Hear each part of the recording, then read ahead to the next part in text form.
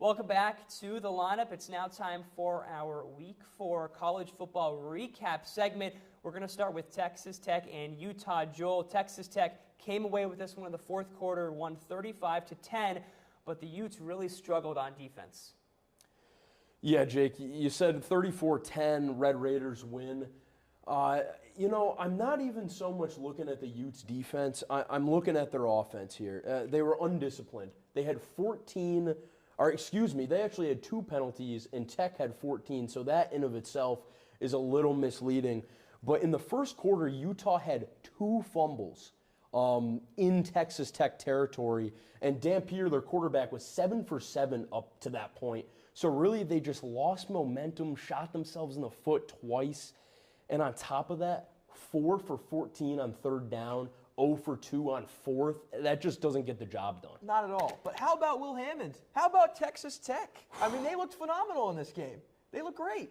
Hammond looked great. I mean, he came in for Morton, and he looked unbelievable. Some of those deep balls, I mean, Joel Klatt said it on the broadcast on one of his sideline throws. You can't throw a ball better than that. He looked excellent. Yeah, he did look True great. freshman, 19 years old. But, what does it say about the Big 12 that a freshman quarterback thrust into a game like this? You've been looking forward to this, haven't against you? 2 of the top 3 teams in the Big 12 in the AP poll, looks like the best quarterback in the conference.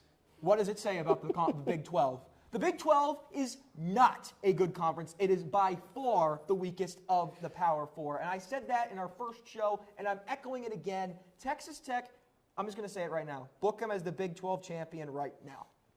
Go wherever you need to go. Tell your friends, Texas Tech's winning the Big 12 championship. And it's not even close. They are by far the best team in this conference. And that is not an accomplishment they should be proud of. This conference is terrible. They are so bad. There is not a team in this conference that stares at me and says, okay, this team can beat anybody from the Big Ten that's going to be in the playoff. This team can beat anybody from the SEC that's going to be in the playoff. Right, Does anybody, even Texas Tech, do you think they have a chance? When it comes to playoff time, one of these teams is going to be in. Do we think they stand a chance against anybody who's going to be in there from the SEC or the Big Ten? Anything can happen in the postseason. No. Thank you. No. Thank you. No. Who do you think they could beat? I know there's anything can happen any given Saturday nonsense, but like. Possibly ACC champion. Okay, I didn't say ACC for a reason, pal. SEC or Big Ten? See, you can't even give me an answer. Listen, if they get in, it's going to be off a conference championship bid, and they're probably going to. I mean, they're not even in the top 10, and they are the highest-ranked Big 12 team. They're going to be a low seed. They're going to play a super good team. I don't see them making it past the first round of the playoffs if they make it. Nor do I would like to counter one thing, though, on your unanimous let's book Texas Tech with the Big 12 champion, because yes, this Big 12 competition is not good, but there's a lot of it, and a lot of these teams. You look at Baylor; they took down ASU on Baylor's Saturday. looked terrible since. Or excuse me, ASU took down Baylor. Baylor's looked but awful. all these teams are very competitive with each other. I mean, true, but again, it's just like incompetence facing incompetence. Like yeah, but from that, I don't think you could pick a Big 12 champion. I can, and I'm going to. It's Texas Tech. They spent more money than anybody in the country on their roster besides Texas, and I think that's going to pay off because at the end of the day, I know it's not just about money. You have to perform, and you have to have good coaching. Texas Tech, I think they do have good coaching in Joey McGuire, and I think they obviously have the talent to win this conference. I don't think that there's anybody who can beat them right now. Yeah, they haven't had a team this good in decades. Yep. But I will say, don't close the door on Utah yet. You look at this game, 34-10. That is so incredibly misleading. It was 13-10. Texas Tech was up with 9 minutes left, and Utah kind of just fell apart. They just fell apart once it was 20-10. I really don't think you can take that score and be like, oh, Texas Tech. I mean, great team, but Utah's getting a little too much slack for this. 24-7 run by the Red Raiders in that fourth quarter. But let's get to a conference where we all can agree is better than the Big 12, and that's the SEC, the best football, conference. finally. Means more. Where it means more, of course. And, it wouldn't be a college football segment if we didn't mention at least one SEC game, Ryan. Auburn and Oklahoma went at it. Some controversy. We'll get there in a moment, but Oklahoma takes down Auburn 24-17. Yeah, I mean, Oklahoma looked good in this game. Their defense was phenomenal, tied a school record with 9 sacks. Their defense looks legit. I'm not on the Oklahoma train as a true contender to win the national championship, and I know I raised some skepticism about them last time, but I think this team is legit. I think that they are a playoff caliber team. Do I think they're going to make it? Maybe not with Mateer out for a while now. Yeah. If they're in the Big 12, they'd make it. Oh, 100%. They'd win every conference game. They look like the greatest team on earth. Big 12's missing them in Texas right now. Oh, my God, yes. But I think that with Oklahoma, they closed their schedule with 5 consecutive ranked games. And now Mateer's out long term.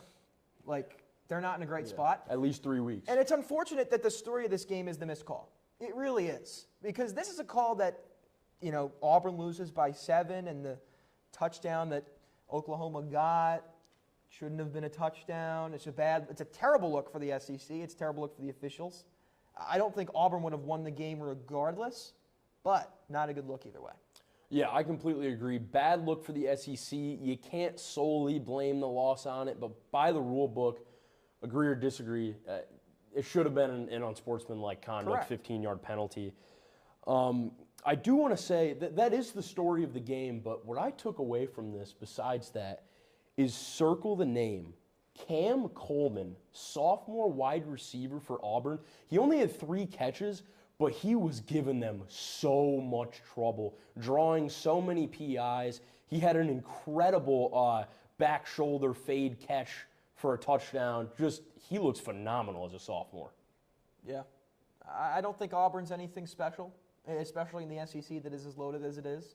But we'll see. Anything can happen. I think Oklahoma's pretty legit. That defense has always been really good. Their defense is nuts. And they're good.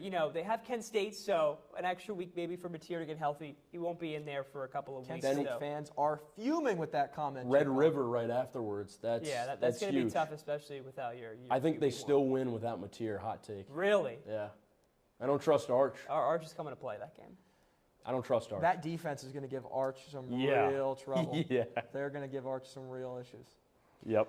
We'll wrap up now in the Big Ten. Joel, you were high on this team. Illinois, the 9th-ranked team of the country. They go into Indiana and get blown out. The Fighting Illini looked like an FCS team. What happened?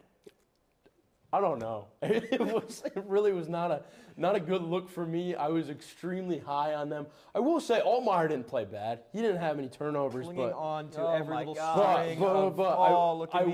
I will accept the responsibility. There you go. That was embarrassing. 63-10. Mendoza, though. Fernando Mendoza, Cal transfer. I was high on him coming into this year. 21 for 23, 5 touchdowns. Second in all of college football in completion percentage. Leading the nation in touchdown passes. He's nearing 77%, and yes, 14. Unbelievable. And guess what? Unbelievable. 0 interceptions. He looks fantastic. But I have a question for you, Ryan. Sure. And you can answer both, but I want to get your opinion on this. Is Indiana that good, No. or was Illinois Yes. just that overrated? Yes. Listen. I can tell this is going to be a fun debate. Illinois was overrated in the poll. It's as simple as that. They had no business being a top 10 team. No team that gets blown out by 53 has any business being in the top 10. They had 2 rushing yards. 2 rushing yards on the game. They got Two allowed rushing 7 yards. sacks. Allowed 7 sacks. 1 for 10 on third Joel, down. this is listen, Joel. I don't think that people should be required to give public apologies for their sports takes, but this is about as close as it gets because a 53-point loss is pretty bad when you're talking about Illinois as a team that you can't be overlooking. And I will say I gave Illinois a lot of credit after that Duke win. They looked phenomenal in that game, but clearly Duke is a lot worse than we thought. And Illinois is too. Right. This game does not give me any confidence as Indiana as a true long-term contender. Can they make the college football playoff? Hypothetically, they can. Absolutely. I don't think they will because you have 2 road games against Oregon and Penn State. I'm sorry, I don't think they have a chance in either of them. There are levels to how good this top 25 is. Those 2 teams are on the upper echelon, and Indiana's not winning against either of those teams. I wouldn't pick them at home, and they're on the road in both those games. And 10-2, this Indiana team's got to hope that Illinois gets its act together so this top 10 win looks as good of a top 10 win as possible. But I don't think it's going to happen. I don't think they're going to have the resume at the end of the season. It is what it is. They're a good team, not a great team. That's what it is. I see what you're saying, and you're obviously going to root for Illinois if you're an Indiana fan. You want them to stay in the top 25. But it's a similar thing to Notre Dame. If they go in to Eugene and State College and they lose by, under 10 combined points, 10-2, I mean, they do have a case. They do have a case. I don't see it happening. But especially Notre Dame has a case? I think Notre Dame doesn't have a case right now. I'm not saying Notre Dame will have a case. I think Notre Dame is a purely more talented team than Indiana. They are. I think that's what it is, and we've seen the committee give lenience to that Right. in the future. Yeah. Luke Altmaier, you said, Joel. No turnovers, right? Only put up 10 points. That's just unbelievably bad. This Indiana defense is legit, allowing just over 8 points a game, 5th in the country. And then on offense, Ryan, 3rd in the country with nearly 55. This team is a contender in the Big Ten. I won't be surprised if they take down Penn State. Me neither. All right. Me neither. Time out. I don't like Penn State in They're November. a contender in the Big Ten. Who are your contenders in the Big Ten? List them right Oregon, now. Penn State, Ohio State. You didn't even list Indiana. You didn't even list them. Well, you said besides Indiana. Okay, Of sure. course it- Sorry, besides Indiana. I apologize. You think they're at Joel. Thanks for Oregon, not saying Indiana Michigan, can by take the way. Thank you. Oregon, Ohio State, Penn State, Indiana. It's like you're looking at Mount Rushmore, and Joel's face is up there alongside Lincoln, Jefferson, and Roosevelt. I don't think Roosevelt. Oregon's that legit. We'll get to them in the next segment. But I think Indiana. They are number definitely- 4, though. Indiana They are can number take They're number down- 4, but the gap between 3 and 4 is huge. I disagree. Well, that's all the time we have, running up on a break. But when we come back, we'll preview the college football Week 5 slate. It's a big one. You're not going to want to miss it.